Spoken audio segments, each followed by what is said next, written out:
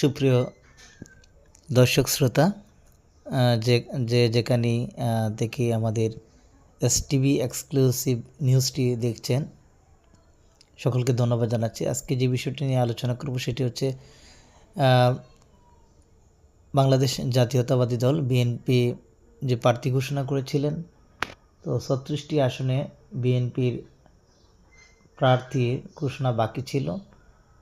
তো বিএনপির মহাসচিব মির্জা ফখরুল ইসলাম আলমগীর আজ 36টি আসনের বিএনপির প্রার্থী ঘোষণা করলেন। তো এর মধ্যে আজ বৃহস্পতিবার দুপুরে এক সংবাদ সম্মেলনে এই 36 আসনের প্রার্থীদের নাম ঘোষণা করেন বিএনপির মহাসচিব মির্জা ফখরুল ইসলাম আলমগীর।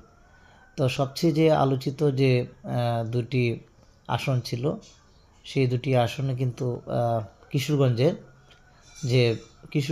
এক আসনে আপনারা দেখতেই পাচ্ছেন, কিশোরগঞ্জ এক আসনে মোহাম্মদ মাজহারুল ইসলাম তিনি বিএনপির প্রার্থী হয়েছেন। কিশোরগঞ্জ 5 আসন সবচেয়ে বেশি আলোচিত ছিল এবং এই 5 আসনের প্রার্থী কে হবেন সেটা নিয়ে অনেক চড়াই উতরাই হয়েছে, অনেক বিক্ষোভ হয়েছে, অনেক মানববন্ধন হয়েছে, মানে পক্ষে বিপক্ষে অনেক মিছিল মিটিং হয়েছে, এমনকি ট্রেন পর্যন্ত অবরোধ করা হয়েছিল।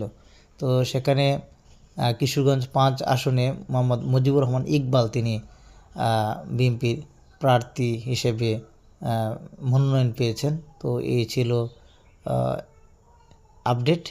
সকলকে ধন্যবাদ এসটিভি এক্সক্লুসিভ এর সাথে থাকার জন্য।